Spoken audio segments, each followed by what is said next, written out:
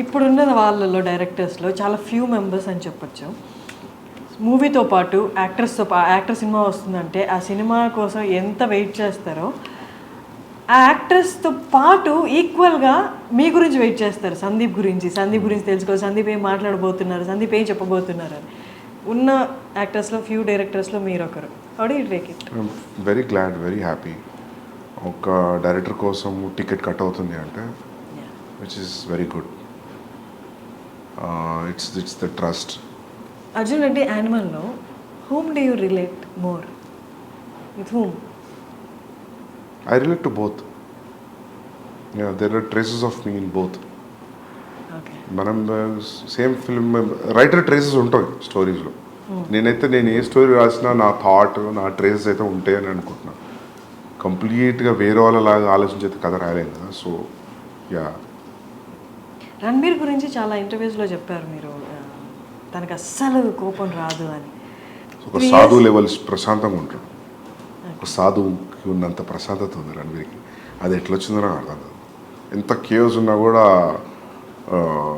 అసలు ఎటువంటి డిస్టర్బెన్స్ కనిపించదు ఫేస్లో. అది ఎట్లా వస్తుందో అది. మీకు ఏమైనా అనిపించింది ఆయన చూసినప్పుడు మేబీ నాలో ఈ యాంగర్ కొంచెం తగ్గించుకోవాలి? చాలాసార్లు అనిపించింది. మార్పు వచ్చిందా మీలో? రాదు కదా. రాదా? అదొక 5 నిమిషాలు అనిపిస్తుంది. కానీ నేను చాలాసార్లు అడిగిన, నేను సీన్స్ షూట్ చేస్తున్నప్పుడు కొన్ని సీన్స్లో అడిగేవాడు నేను, what situations you will be angry అని. నాకు అసలు కోపమే రాదు అన్నాడు. ఇరిటేషన్ వస్తుంది.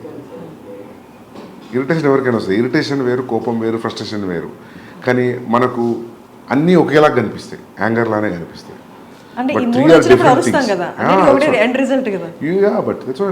You shout out of irritation, frustration and anger also. కానీ 3 సిమిలర్గా కనిపిస్తాయి. 3 పక్క ఎమోషన్సే కాబట్టి సిమిలర్గా కనిపిస్తాయి. అన్నిట్లలో అవుట్పుట్ ఆరవడం కామన్ ఉంటుంది కాబట్టి. సో అందుకే అది కూడా ఒక రీజన్ అయి ఉండొచ్చు మీరు అన్నందుకు.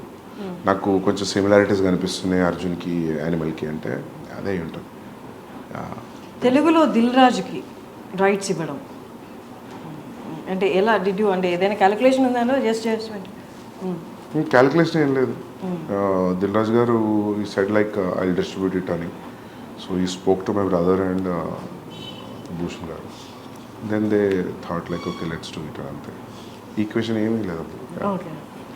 And Prabhas Spirit movie audience అందరూ, తెలుగు వాళ్ళందరూ ఎంతో ఈగర్గా ఎదురు చూస్తున్నారు. నేను కూడా ఎదురు చూస్తున్నా బాగా. నాకు కూడా డైలాగ్ తెలుగులో రాయాలని ఉంది. ఓకే. హిందీలో ఆలోచించి అయిపోయింది చాలు. ఒక బ్రేక్ హిందీ నుండి. ఓకే. ఎప్పటి నుంచి? October 24, 2024 October next year it will start. అక్టోబర్లో స్టార్ట్ అయిపోతుంది. నెక్స్ట్ ఇయర్ అక్టోబర్లో స్టార్ట్ అవుతుంది. Okay. And coming to last part of our interview, cost విషయానికి వస్తే, నేను మ్యూజిక్ చూస్తే చాలామంది ఉన్నారు. మ్యూజిక్ బ్యాక్గ్రౌండ్ స్కోర్ వచ్చి హర్షవర్ధన్ రామేశ్వర్, అలా కాకుండా ఇంకా చాలా పేర్లు ఉన్నాయి. ఏంటి, ఎందుకని అలాగా? బాంబేలో అట్లా అయిపోయింది actually. Multiple composers. So actually నేను ప్రీతం గారితో వెళ్తాం అనుకున్నాను. కబీర్లో కూడా అంతే, మల్టిపుల్ కంపోజర్స్. సోలో వెళ్దాం అనుకున్నాం. బట్ ఫస్ట్ సాంగ్ చేశారాయన. మిగతా సాంగ్స్కి అసలు టైం కుదరట్లేదు. ఆయనకు చాలా కమిట్మెంట్స్ ఉన్నాయి. And then I move to other. నేను అప్పుడు అనుకుని ఇంకా కబీర్ స్టైల్లో then will go pick all different composers and do it.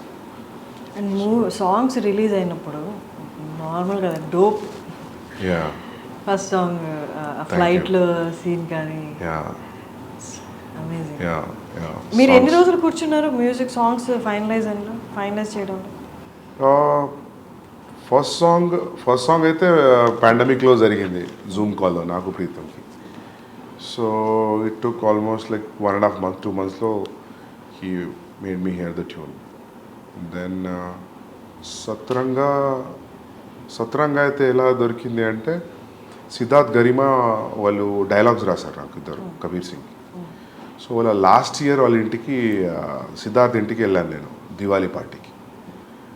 అక్కడ దివాళీ పార్టీ జామయ్యారు, అందరు అక్కడ పాటలు పాడుతున్నారు. ఒక పాట పాడుతున్నారు. ఆ పాట నేను ఎక్కడ వినలేదు. ఈ పాట ఎక్కడిది అని అడిగాను. అంటే సిద్ధార్థ్ గరిమా మేము రాసామన్నాడు. శ్రేయస్ ట్యూన్ శ్రేయస్ది. Shreyas was on guitar and singing. Like అసలు నాకున్న సిచ్యువేషన్కి రెడీగా ఉంది సాంగ్ అది. నాకు ఈ సాంగ్ కావాలని చెప్పాను. శ్రేయస్ థాట్ ఏదో పార్టీ కదా ఏదో జోష్లో అని ఉంటారు అనుకున్నాను. Next day I call in to the office and I took the song. దాని హుక్ లైన్ అంతా రెడీగా ఉంది, మధ్యలో లైన్స్ ఇంకా నా సిచ్యువేషన్ దగ్గర రాశాను. సో ఆదా థెరా ఆదా మేరా ఇస్కా ఐసే పూరా హువా చంద్రమా, it was so apt for my Karwa Chauth night scene ఆ పాటకి. అట్లా దొరికిపోయింది నాకు. సో అది అట్లా ప్లస్ ఆ ఖడవిచ్ ఆ పంజాబీ సాంగ్ అది ఎప్పటి నుంచో యూట్యూబ్లో ఉంది. దానికి ఒక 400-500 వ్యూసే ఉంది. So I call the artist I met Manan Bharadwaj did composing music. He remove it from the YouTube. Then I used in my film. అది కూడా రెడీమేడ్ దొరికింది నాకు, which is very much apt to my situation. అది ఆయన ఎప్పుడో 30 ఏళ్ళ కింద రాసుకున్న పాట. అది ఇంతవరకు ఎవరు యూజ్ చేయలేదు ఎక్కడ. Luckily like I got it. So yeah అవి ఇంకోటి పెహ్లే భీ మే అనే పాట ఉంది విశాల్ మిశ్రాది. అది దట్ నేను విశాల్ కూర్చున్నాం talking and we cracked in 1 night that tune. And lyrics Rajasekhar garu రాశారు. దెన్ దట్ ఆల్సో లైక్ ఎంత 15-20 days. దెన్ దాన్ని ఇక్కడ అనంత్ శ్రీరామ్ గారు రాశారు. Anant Sriram took every song 2 days. 18 days 6 songs అయిపోయింది. సో ఇంకా క్లైమాక్స్లో వచ్చే సాంగ్ ఒకటి ఉంది, ఇది ట్రైలర్లో వచ్చిన సాంగ్. దట్ అది 2 years అయింది నా దగ్గరికి వచ్చే ట్యూన్. అదొక పాత ట్యూన్ ఉంది, ఒక టప్పే ఫోక్ ట్యూన్స్ అంటారు పంజాబీలో. ల్యాంబోర్గిని అనే పాట ఉంది, ఐడియా ఉందా మీకు? పంజాబీ సాంగ్ ఉంటుంది.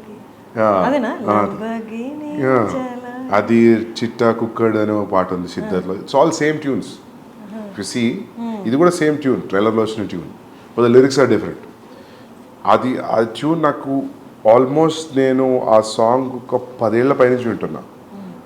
ఒక 1980sది ఒక వీడియో ఉంటుంది యూట్యూబ్లో, పాత పాట. అంత అమ్మాయిలంతా కూర్చొని పంజాబీగా పాట పాడుతుంటే ట్యూన్ అదే. అది నాకు మస్తు ఇష్టం ఆ పాట. ఆ ట్యూన్ ఎప్పటి నుంచో హాంట్ ఉండే నాకు. నేను అనుకున్న ఈ ట్యూన్ మీద ఒక పాట అనుకున్నా. కబీర్ సింగ్ అప్పుడు అనుకున్నా కానీ నాకు కుదరలేదు. సో ఆ ట్యూన్ గుర్తుండిపోయింది. దెన్ దానికి ఇప్పుడు ఈ పాట రాస్తాను. అది సాఫ్ట్ ట్యూన్. దీనికి మొత్తం ఫాదర్ లిరిక్స్ వచ్చి అసలు ఇది ఎక్కడో ఉంది పాట, but basic tune Punjabi tappe. So అట్లా మ్యూజిక్ అంతా ఒక్కొక్కరు దగ్గర నుంచి డిస్ట్రిబ్యూట్ అయిపోయింది. And I'm very happy. Music is a chartbuster today. They are saying it will be bigger than Kabir Singh music.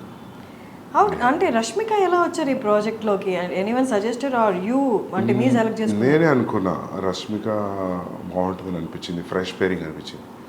Ranbir and Rashmika, they are looking good. First meeting when they met, when they sat, when they talking, I thought like my half of the job is done. The casting is right, your 50% job is done. That's what I strongly believe.